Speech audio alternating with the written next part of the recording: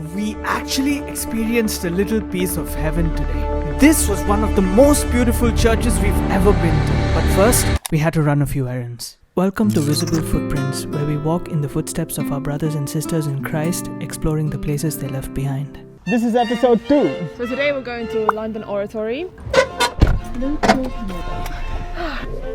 It was a long drive, so we had to put on the next day of the Bible in a Year podcast with Father Mike Schmidt, obviously. Yet your father has cheated me. As this was central London, of course there was some traffic, but we managed to see a glimpse of our destination, which brings us to the next nightmare, finding parking. We foolishly thought we could park at Harrods, but then realized we had only 42 subscribers. Please subscribe so we can park at Harrods next time. How hungry are you? On a scale from 0 to extremely hungry. 12. 12! Are you excited to go to the where are we going? The London Oratory. Yeah, that thing. Are you excited? I'm very excited. You Is should it be a church? excited. Is Yeah. it a church? Why But I is it don't called know. the London Oratory? Well, we'll find out. No. I'm so hungry. Did you ask for barbecue sauce? No. Can you go get it, please? Just eat it. It's really good. I See? can't. I need to have. I can't eat without barbecue sauce. You can. I mean, Please. Yeah, he never got me the barbecue sauce. No sir, thanks. And now we're going to the most expensive place in London, I think. It's called Harrods. It's a very famous one. I'm not usually into cars, but this looks... Whoa, look at that. Can you get me a necklace? This one would be really nice. This one would look very good on me. Okay. I'll check how much it is on Temu. We had no real reason going to Harrods, so anyway, skipping to the next stop where we went to this coffee shop that specializes in cold chocolate, which is literally just chocolate milk. And I'm broke. While waiting for my chocolate milk, Roy was making everyone in the store uncomfortable. Surprisingly, it was very sunny, so we took a nice long stroll and then we finally reached the oratory. The building there is actually the oratory. Who's this man?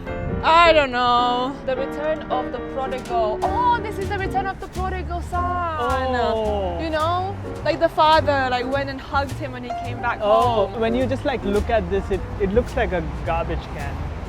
Or a garbage bag. It's just holding a garbage I bag. thought it was a woman, to be honest. But Oh. Potato. I'm joking.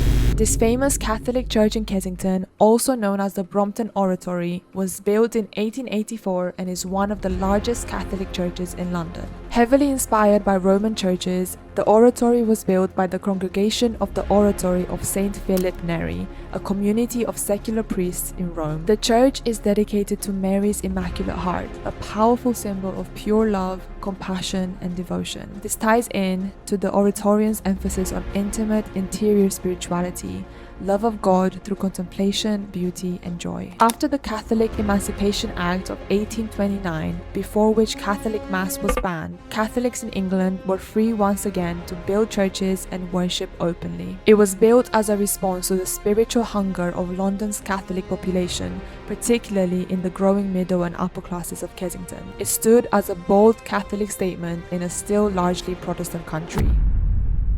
We walked in and we couldn't believe what we saw. It looks nothing like it from the outside. Step inside the oratory and you'll feel it instantly. This place isn't just beautiful, it's glorious. Every marble altar, every gold mosaic, every inch of that vast dome was designed to reflect the glory of God and to echo the style of the grand churches in Rome. But it wasn't just about beauty, it was a statement, a bold, radiant defiance of the dullness left by post-Reformation England. This is counter-Reformation architecture, where art, light, and grandeur lift the soul upward toward heaven. And this is Catholic worship, wrapped in beauty. It's famous for solemn Latin masses, Gregorian chant, and polyphonic choral music. Services often feature full choir and organ, deeply rooted in the Oratorian love for beauty, music, and reverence. It's actually one of the few London churches where you can experience a full traditional Latin Mass regularly. It's not just a church service. Every gesture, every word, even the silence is deeply intentional, where the focus isn't on us, but completely on God. It's a sacrifice, not just a communal meal, and stepping into it feels like stepping outside of time into a sacred space where eternity and earth meet. So we said at the beginning that this was built by the congregation of the Oratory of Saint Philip Neri. But who was Saint Philip? He was born in Florence, Italy in 1515 and moved to Rome in his 20s. He is often called the joyful saint because he brought a sense of humor, humility and playfulness into a church that, at the time, was very heavy with hierarchy and formality. John Henry Newman, a brilliant theologian and leader of the Oxford movement, converted from Anglicanism to Catholicism in 1845. His conversion literally sent shockwaves through Victorian England. He traveled to Rome, was ordained as a Catholic priest, and fell in love with the joyful spirituality of Saint Philip. By 1848, Newman brought that same oratory to Birmingham, creating the first one outside Italy. A year later, Father Frederick Faber founded the London Oratory. Crafted from Italian marble, the high altar is a visual and theological masterpiece. It features intricate carvings of angels, Eucharistic symbols like grapes and wheat, and ornate gilding. It's elevated, commanding reverence, and designed to draw the eye and the soul upward. The dome soars above the nave and is one of the church's most awe-inspiring features.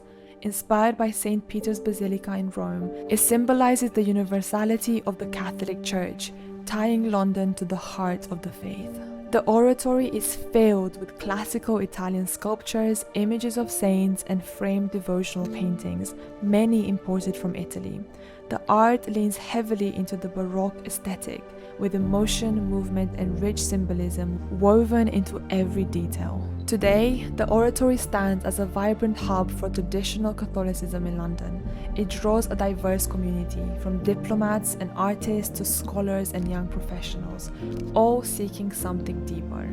Beyond its sacred liturgy, it's also a cultural landmark, hosting concerts, lectures, and classical music recitals that echo through its grand interior. For many, it offers not just beauty and silence, but a living connection to the church's past, a place of Catholic continuity in the heart of a modern city. Wow, we probably could have stayed there for like 3 more hours. Yeah. Wow. That was intense. It's like completely different from what it looks like outside. This is like just good old London, and then you enter in here and then it just feels like you stepped into a piece of heaven. But yeah, that brings us to the end of episode 2. I can't believe a place like this exists in the dead center of London, and I don't think too many people are aware of this. Hopefully people watch this video and realize the beauty of Catholicism, the beauty of these traditional churches in general, the symmetry, the stories that they tell. It's just crazy. Hopefully you enjoyed it, and we will be taking you on more journeys across London and across many churches. Stay tuned. Okay, let's do an outro now. We're heading home now.